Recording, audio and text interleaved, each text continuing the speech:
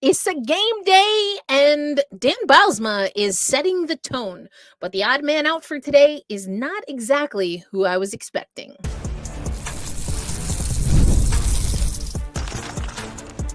You are Locked On Kraken, your daily podcast on the Seattle Kraken, part of the Locked On Podcast Network, your team every day. Hey, what do you say, Seattle hockey fans? Happy game day, happy election day. Erica L. Ayala here, your host of Locked On Kraken, which is, of course, part of the Locked On Podcast Network, where we bring you your favorite team every single day. If we're meeting for the first time, if you're hearing this show for the first time, thank you so much for tuning in. I've been your host since the very beginning. Of course, Locked On is a part of the Tegna property, so we are a part of the family that brings you the Kraken Hockey Network. Want to let you know today's episode of Locked On Kraken brought to you by our friends at FanDuel. You can start the season with a big return on FanDuel. New customers can place a $5 bet and you'll get started with $150 in bonus bets if your first $5 bet wins. Visit FanDuel.com to get started. Where we're going to get started today is with some roster changes. We heard from Disco Dan Bilesma at practice, morning skate, I should say, earlier today. If you listen to the last few episodes, you know I've been asking for some things to happen at the front office level, for things to happen at the coaching staff level. And I don't know, I'm not saying Dan doesn't listen to the podcast, but effectively the writing has been on the wall. And so we have a few things that we're going to talk about today with regard to some roster changes. First, we had the news that Ryan Winterton called up. Now, it just so happened that the Firebirds were in Colorado taking on the Eagles, so he was able to meet the team in Colorado as they take on the Avalanche. So he's with the NHL team, of course, the Kraken, and we're going to hear from Ryan. We're going to hear from Ryan Winterton a little bit later on the episode, but we also heard from Dan Bilesma. He was asked about the forward lines, which of course inevitably will change with Winterton. John Hayden also expected to make the roster for tonight. And so the odd man out, Oliver Bjorkstrand, the maestro. What exactly does this mean? And then later in the episode, we're going to talk about some trade rumors. I don't think you'll be surprised by the name, but does this healthy scratch of Oliver Bjorkstrand maybe throw another wrinkle into some of the trade rumors? Let's talk about it. First, let's hear Disco Dan talking about what he is expecting from the team tonight in Colorado and why he made the changes that he did to the lineup. For everybody else. Yeah, I am. I think the expectations, I think we've talked about, and I've talked about high expectations for a team and how we want to play, and I don't think I think we all can be better in that regard. And yes, the message is not just to Oliver; it's to the whole group. And then also to from afar, Disco. It seems like the net front action has been for the forwards. Yeah. Has been too far and in between with a lot of the offense. Is that habit? Is that trying to be outside the dots? Is that a individual mindset? Because I do hear you barking at practice on some, on days where the opportunity to get there. Do you find that to be a problem, and especially when you're not scoring? I think at our team is working to establish the offensive zone, and when you're disconnected and you don't get there and you don't hold on to the puck, the tendency is to go farther away to get it and get away from the net. It's focus is getting there. The focus is having a presence there, both from a net front presence, but also a convergence presence from the other forwards, and that can further be enhanced by having the puck more in the offensive zone, and we haven't had enough of that. To that end, is there anything that you're looking for the guys to address when it comes to breaking out cleaner and getting there? Connected together, talking, want the puck, and want to make a play when you get the puck. Everyone should feel like they're a way out of the zone, both on breakouts and coming out of D zone. Like, you're the way out of the zone. Act like it. and when you get the puck, make a play so that we can exit and be connected and get out of the D zone. Both these teams are coming off of kind of tough losses for themselves. You've talked a lot about what you're looking for from your group. What do you need to capitalize on to get? And when you're disconnected and you don't get there and you don't hold on to the puck, the tendency is to go farther away to get it and get away from the net. It's focus is getting there. The focus is having a presence there, both from a net front presence, but also a convergence presence from the other forwards, and that can further be enhanced by having the puck more in the offensive zone, and we haven't had enough of that. To that end, is there anything that you're looking for the guys to address when it comes to breaking out cleaner and getting there? Connected together, talking, want the puck, and want to make a play when you get the puck. Everyone should feel like they're away, both on breakouts and coming out of D zone. Like, you're the way out of the zone, act like it, and when you get the puck, make a play so that we can exit and be connected and get out of the D zone. Both these teams. So much in what Dan Bilesma says, including that Oliver Bjorkstrand, yes, is the healthy scratch. That was also confirmed in an article, NHL Buzz on NHL.com. So I would not have guessed Oliver Bjorkstrand would be the odd man out here. I like Ollie's game. Now, the Kraken have been on the road, so I haven't been able to obviously talk to the team, and this is definitely something I want to talk to Zame about as the team gets ready to come back home. They'll be taking on Vegas. I wouldn't have bet. I would not have bet money that it was Oliver Bjorkstrand, the maestro, coming out. So that's the big roster change there. You heard Ryan Winterton, John Hayden. They're going to come into the game. And, you know, I want to play another clip where Dan Bilesma, I liked what he said about, you know, convergence, you know, having presence in front of the net. We've been talking about that a lot on Locked On Kraken recently. It's just a very evident thing that needs to happen on the offensive, but especially the defensive side. But I liked what he talked about convergence, more puck movement in the offensive zone, and then also breaking out cleaner. He says he wants folks to make a play. You know, he's like, you know, you are the way out of the zone, so act like it. But another thing is that he wants that urgency that we've been talking about. And as he said today, the bite. And this is why we'll see John Hayden and Ryan Winterton in the lineup today. That goes for the team and goes for the players. I think every player in there should feel that way. And, you know, yes, looking for wins for the team, and I don't think with that insertion. I think there's a clear expectation for the team, and I don't think anyone thinks we're at our best yet and haven't given our best. 60 minutes, 13 games, in particular the last couple, and that goes for the team and goes for the players. I think every player in there should feel that way, and you know, yes, looking for wins and John to come in to add a little of that compete, add a little of that bite to our lineup and to our team mentality. You had the line. So again, you know, there is an expectation that these young guys are going to come in, and that's always tough when you're a young rookie. You want them to play their game. You got to know also that this kind of stuff is happening.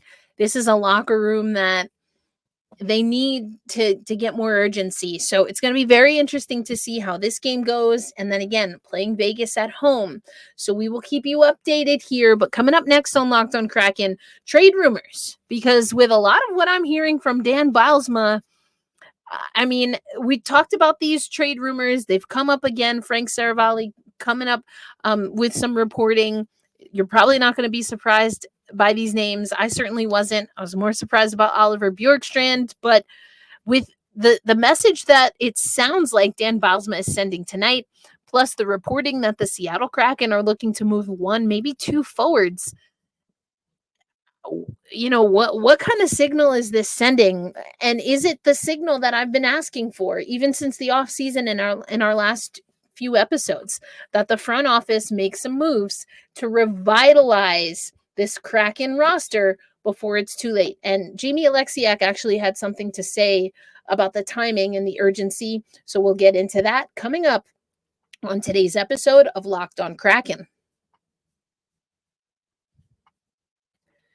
Today's episode of Locked On Kraken brought to you by our friends at Indeed. We're driven by the search for better, but when it comes to hiring, the best way to search for a candidate isn't to search at all.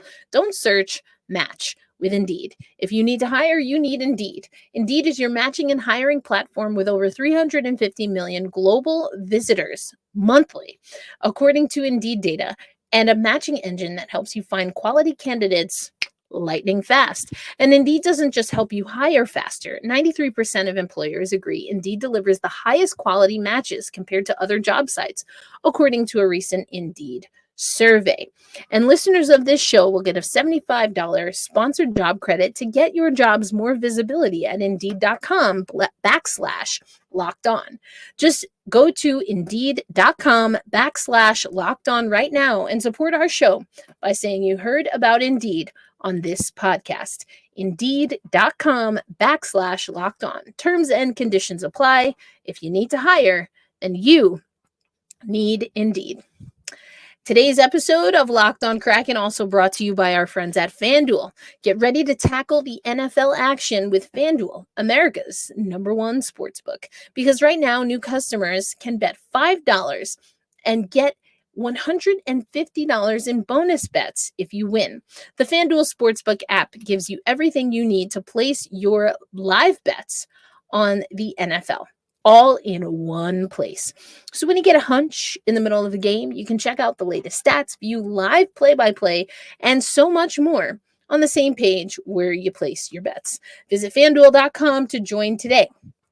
Again, you'll get started with $150 in bonus bets if you win your first $5 bet. That's FanDuel.com. Never waste a hunch and make every moment more with FanDuel, an official sportsbook partner of the NFL. Thanks as always for making Locked On Kraken a part of your daily destination. Erica L. Ayala here.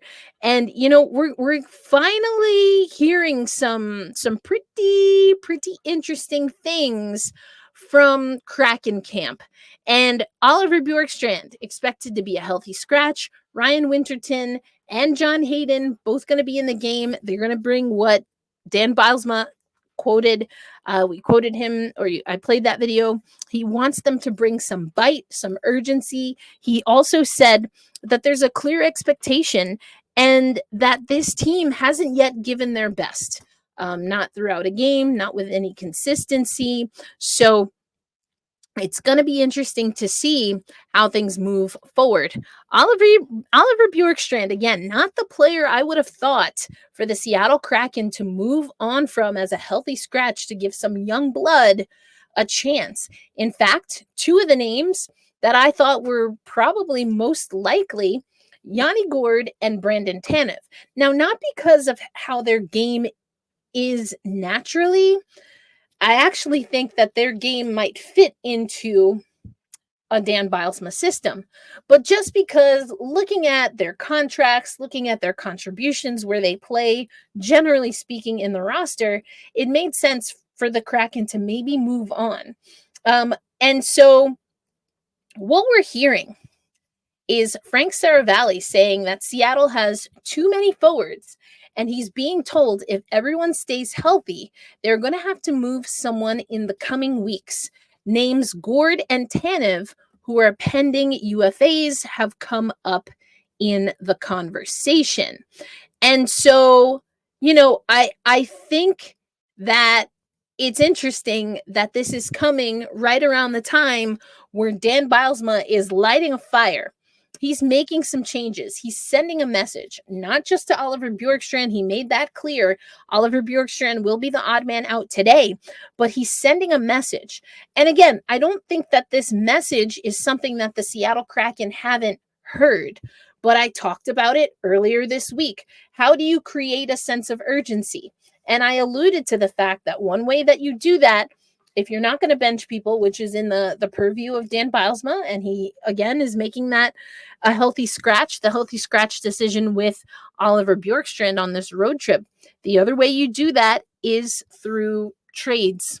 And the Seattle Kraken having too many forwards, not being in a great space with their roster, not being in a great space with their salary cap, it seems inevitable, especially if this team can't cluster some wins together, or if they remain healthy, which last year we were hoping to be healthy. This year, if we stay healthy, we're going to have to make some tough decisions. So this shouldn't be surprising. We've talked about this before. It's tough because, again, I do think both of these guys play very well into the Seattle Kraken system, or how Dan Bilesma wants to play. They come with that sandpaper. They come with that ability to make changes. Right now, Brandon Tanev, 1 goal, 1 assist. His time on ice, he's averaging 14 minutes per game. Right now, Yanni Gourde, 3 assists. He's averaging almost 15 minutes per game. Those two, not at the complete bottom. Ty Cartier, for example, 10 minutes of ice time. Eli Tolvanen, 13 minutes of ice time. Shane Wright, about 13 minutes of ice time. We talked about his ice time. John Hayden, hasn't really cracked the roster very much here. So, I'm curious to see if, when, how these roster changes are made. We know this is inevitable, and it's a tough decision to make, but it's something that's got to give, especially what if Winterton and Hayden really give us that sandpaper, that piss and vinegar, right, that we've been missing. I want to pull up this YouTube comment that we got from the last episode, because I freaking loved it. I really loved it. Going to oversimplify a bit, but I miss Ryan Donato, the Ryan Donato way of teaching urgency, because that was our big conversation yesterday. Are we going the Eberle way? Are we going the Joey Decord way? Are we going the Yanni Gourde way? I love this. The Ryan Donato way of teaching urgency is, of course, when your team needs a goal, you dig in deep and try to make a play and score a dang goal with every precious minute of time on ice you get.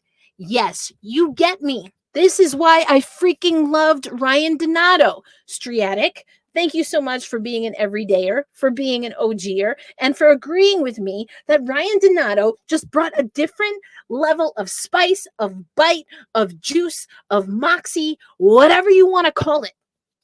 He brought it. And, listen, you got to move on from some guys, but there are just certain things that when you're building up, you don't have elite level superstars. You need guys like Ryan Donato. And for my money's worth, you need guys like Yanni Gourde and Brandon Tanev. So although I am still reeling, Oliver Bjorkstrand is always someone that I'm going to stand up for. I'm not in the locker room. I'm not in practice. I don't know what's going on. And honestly, I want to put this out there. This can be a conversation that Dan Bilesma and the coaching staff, maybe even the leadership, had with Oliver Bjorkstrand, and they said, listen, we're going to sit you out for this one. We just got to make a change. And maybe they feel Oliver Bjorkstrand can take the heat of having this conversation circled around him because he's the healthy scratch. I don't know. It's not outside of the realm of possibility. I personally am not going to lie. I would like to believe it, but we don't know. I don't know if this is, because again, Balsma saying this is not just an Oliver Bjorkstrand thing. This is a message that you're sending. But sometimes you send a message to someone who can take the message. Is it a little passive aggressive? Is it a little bit of a winding road? Of course it is. Of course it is. But I'm not saying it's not the case. But we need guys to go get us goals. He being Dan Bilesma was asked about the power play. How do you get the power play started? He's like, well, first we got to get a power play goal. That's how you get it started. He wants guys to have urgency. He wants guys winning puck battles. He wants the compete level high. He wants people getting after the game. Piss and vinegar. sandpaper, moxie, whatever you want to call it, juju, juice, bite, all of the above. All of the above. It's missing from the Kraken right now. You can't rely on Montour alone. You can't rely on your goaltending to save you. If Joey Daccord could score goals for us, he would. He hasn't. But if he could, he would. He can't be our only player. And Philip Grubauer, those can't be our only players locked in. Can't be our only players locked in. I want to go to something that Jamie Oleksiak said in today's availability. He was talking a little bit about, where do you go when things aren't clicking, when the urgency maybe isn't there? And Jamie Oleksiak, saying a lot of what we've been talking about on the show. And he kind of drew the line somewhere in between Eberle and Joey Dax. You don't want to completely lose your confidence. And that's a word I don't like using, but it's a word that Dan Bilesma saying that maybe this Seattle Kraken team at times lost their confidence. Jeez. It's too early for that. So I liked Oleksiak's perspective here because that's what this team needs is perspective. They do need some urgency, but perspective is important as well. As a whole, what has the messaging been like now after the last few games? Is there more of a sense of urgency going into tonight's game, or is it business as usual? I mean, I think we got competitive guys in the room. I think everyone wants to win, and obviously when you lose multiple games in a row, no one's happy about it. At the same time, I think you have to make sure that you don't get too negative. You want to keep it positive. You want to keep the energy high, and I think we got a group of guys here that understands the situation we're in. We understand that we've got ourselves some adversity here, but we got to see it's a test as a team how we're going to respond to it. And it's still pretty early in the season as well, right? So there's still lots of hockey, but we can't rest on that. We got to make sure that we address these issues now and we face adversity and respond to it as a team. I mean, I love what Jamie is saying there. It's early, but it's the season has started. We got to handle this. We got to handle these situations now. And that's what we want to see. It has to start tonight. I think it's clear that Dan Bilesma, the organization, they are looking for something to change, and they want that change to start tonight. Coming up on today's episode of Locked On Kraken, what are the stats and facts that we need to know going into this game? A big one moving forward for the future of this Seattle Kraken team and this roster as constructed as of today, November 5th, 2024. Today's episode of Locked On Kraken brought to you by our friends at Prize Picks. Prize Picks is the best place to get real money sports action. With over 10 million members and billions of dollars in award winnings, Prize Picks has made daily fantasy sports accessible to all. You just pick more or less on at least 2 players for a shot to win up to 100x your cash. Now, this is how you can do it. Prize Picks is the only real money daily fantasy platform with an injury insurance policy. So even if your pick on the more or the less, however many players you pick, 2, 3, 4, as many as you want, if your lineup doesn't quite stay in play, even if one of your players is injured, you can still find ways to cash out. Prize Picks is the best place to get real money sports action because, again, you can join 10 million users. Also, Prize Picks invented the flex play, which means you can still cash out if your lineup isn't perfect. You can double your money even if one of your picks doesn't hit. So sign up today and get $50 instantly when you play $5. You don't even need to win to receive the $50 bonus. It's guaranteed. Let me say that again. Your $50 bonus is guaranteed when you play your first $5. So download the app today and use promo code LOCKEDONNHL to get that $50 instantly after you play your first $5 lineup. Again, download the app, Use promo code LOCKEDONNHL to get $50 instantly after you play your first $5 lineup. Prize Picks, run your game. Thanks as always for making Locked On Kraken a part of your daily destination. It is election day. I'm not sure if you voted or not. I still have to go vote. We've got a game day. Lots going on in Kraken camp, folks. This is a big game, statement game. Lines have been drawn, and the Kraken are going to be back home, going to take on the Vegas Golden Knights later in the week. They're going to have practice at Kraken Community Iceplex. This just seems big. Putting the pressure, Dan Bilesma basically telling his team to step it up. You know, we're hearing that the trade rumors, the conversations are open again. Yanni Gourde, Brendan Tanev, perhaps the players. Does this healthy scratch of Oliver Bjorkstrand? Will we see a healthy scratch of someone else in the Vegas game? How long does this last? I think at least some of it is predicated on how the team responds. So it's a big game tonight. Here's what you need to know. This is how these two teams match up, playing the Colorado Avalanche. 10 points for the Avalanche. They're 5-7-0. The Seattle Kraken 5-7-1. The away record for the Kraken 3-4-0. The home record for the Avalanche 2-5-0.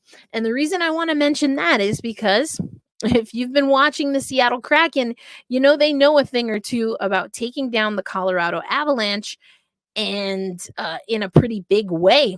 But here's something that's really interesting. Kraken are 4-5-1 all time versus the Avs, but have gone 3-1-0 against them on the road. Seattle enters tonight's matchup with wins in each of its past 3 visits to Ball Arena. So how much this had to factor into what Dan and the rest of the team are doing, if I had to guess, I'd probably say very little.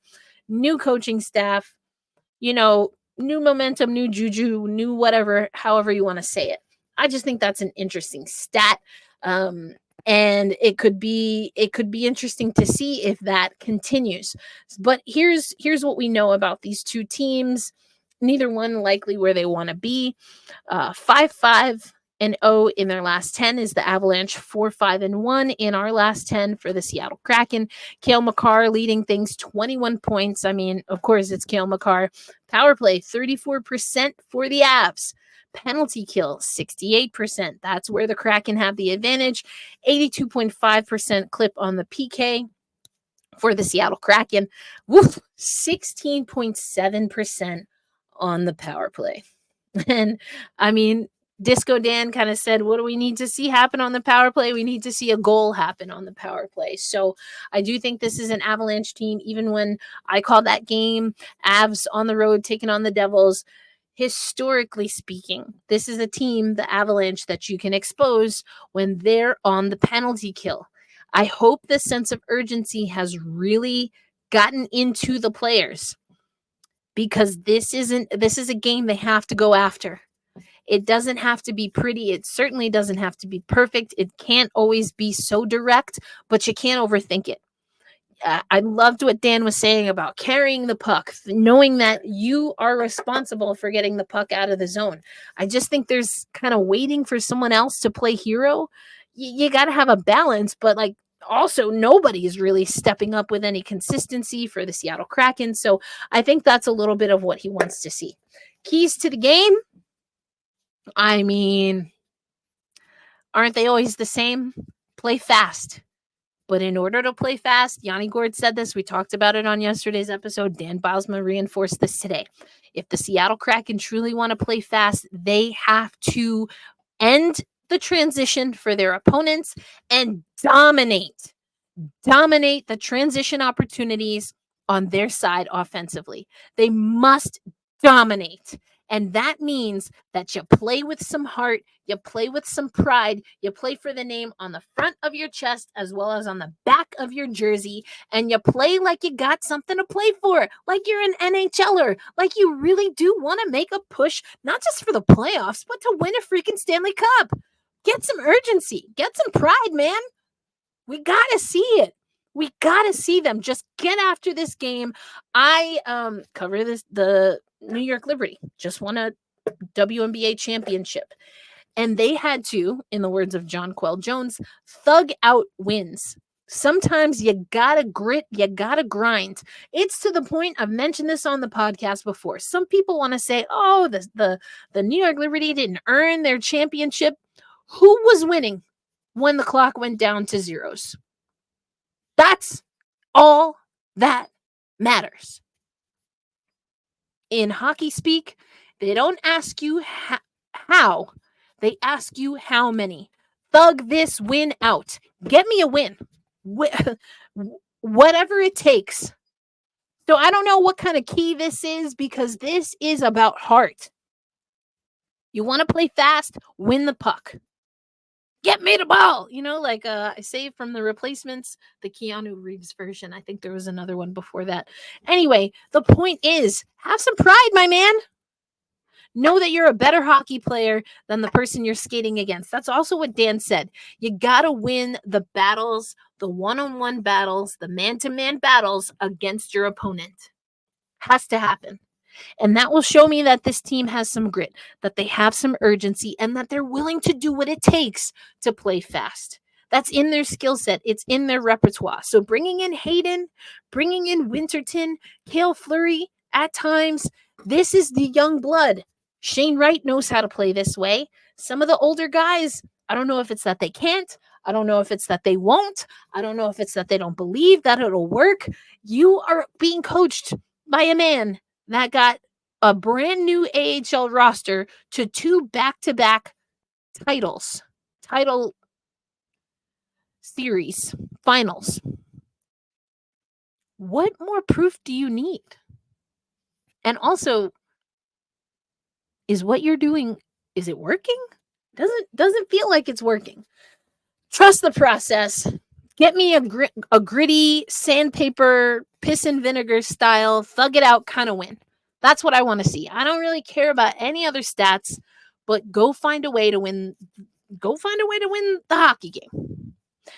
I don't really know what else there is to say. I am very curious to see how things play out in this game, and especially what is said after the game. I kind of wonder if it's more spicy after a win or a loss. I mean, it's more spicy after a loss, especially given that the gauntlet has been thrown down in morning skate, in the public, to the media. You going to take that, Kraken? Are you going to take that? Or are you going to show them who you are? I used to say that a lot in the early days. OG years, show them who you are, like from Wakanda. Black Panther. Anyway, I don't know what it's gonna be, boys, but you gotta fight on your hands. Fighting for a roster spot, fighting for pride, fighting for a win, fighting to keep the ability to have this roster show what you can really do. Because if you don't get it done tonight and in the next week, by the middle of this month, certainly by the top of December, we're going to see some things change. Has to happen. And if we don't, I don't know. Then again, my questions definitely are to the front office. Be kind to yourselves. Be kind to one another. Be safe if you're out there going to vote. And as we always say, hold fast, stay true, and loud and proud for tonight on a game day, we say, let's go Kraken. I'll catch you on the next episode. Peace out, everybody.